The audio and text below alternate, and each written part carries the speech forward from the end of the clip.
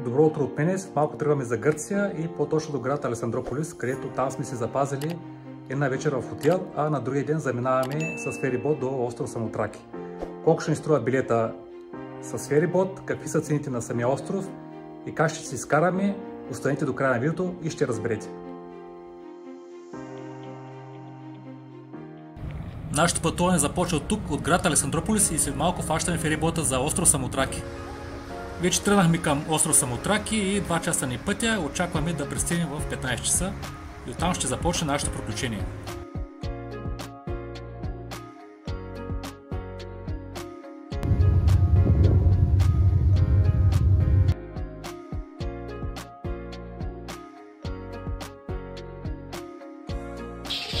Вече представяме, ето е нашата къщичка, номер 12 на остров Самотраки. Много добро място, много ми хареса.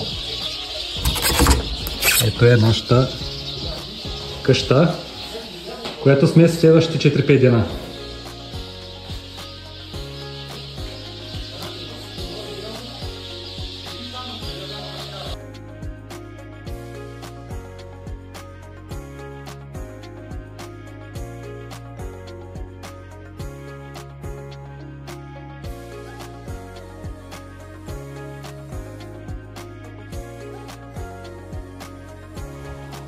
Намираме се в древната столица Охора. Тук е на остров Самотраки. Все още действаща столица. Уникално землище. Преди малко се качихме и тук отгоре на тази крепост. Входа беше безплатен. Така че фанахме промоцията.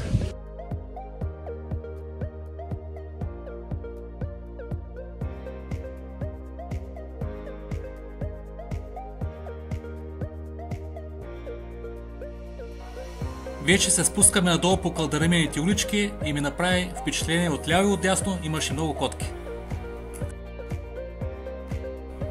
Сега след дългата разходка ще отидем да пием по едно кафенце, малко да отморим и после продължаваме пак.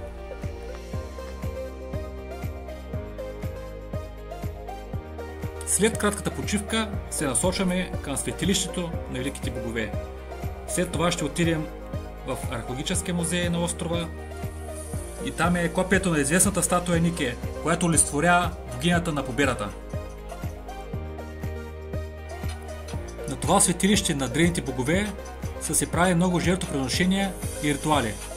Най-често срещаните жертвоприношения са били върху домашни животни.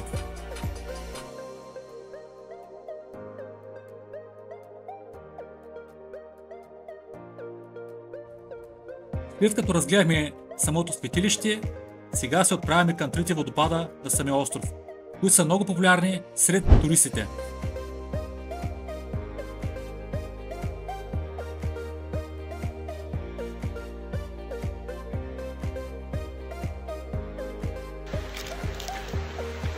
Сега се намираме от другия край на остров Самотраки. Паднахме на екопатека и отиваме към горните водопади. Много красиво и готино място, с много чист въздух. Уникално е. Оставихме колата долу на паркинга и около 40 минути по екопатека отиваме до първия водопад.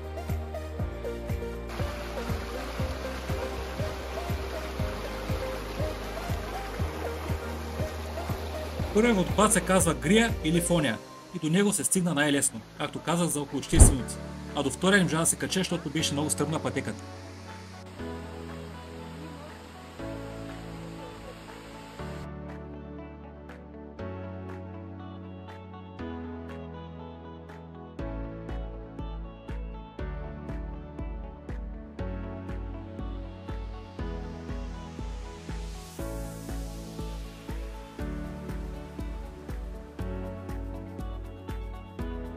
Днеска се върнахме за втори ден тук в селото Хора.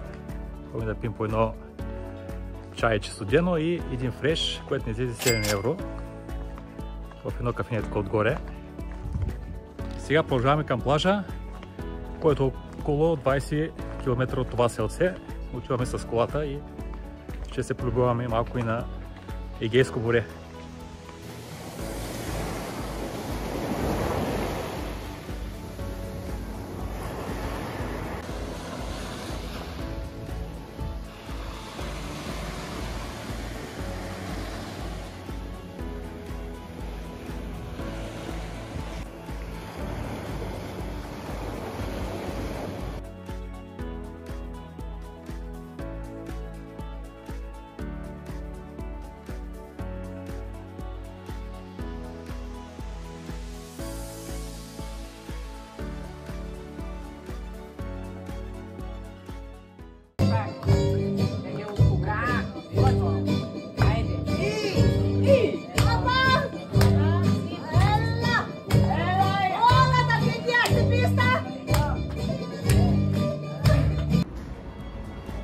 На сутринта, след тежката нощ в една таверна, решихме да се отпием в една сладкарница и да закусим там. Да купим от техните специалитети. Седаме тук на кея, на остров Самотраки и си поръчаме в една сладкарница баничка, бухтички с шоколад, изглеждат много вкусно, вода, капучино и една лимонада, която много е готина, препоръчвам я и всичко ни струва около 11,60 евро за двама човека. Днеска сме сега на една кафенце, преди да отплаваме пак за Александрополис с ферибота, той даже в момента дойде и 4 часа фащаме ферибота за Александрополис. Пихме по на кафе, едно капучино, една вода, всичко като сметка ни излезе 10,50 евро. Нормално, за остров Самотраки, все пак тук е малко по-скъпо отколкото другите места. Пожелавам хубав ден и до скоро! Пътуването ни от Александрополис до остров Самотраки с ферибота ни струваше за автомобил 45 евро в едната посока и по 9 евро на човек.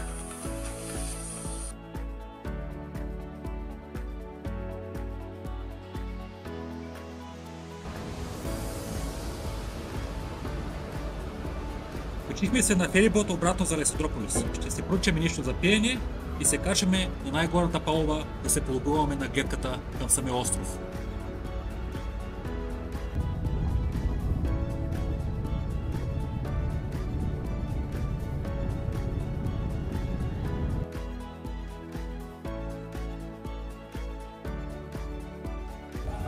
Отпавахме вече от остров Самотраки и точно насреща виждате връх Вингари, който е висок 1611 метра. Намира се в средата на острова, той дава възможност за отлична панорамна гледка във всички посоки. Самият Омир твърди, че точно от връхната му точка Прометей е наблюдавал Троянската война.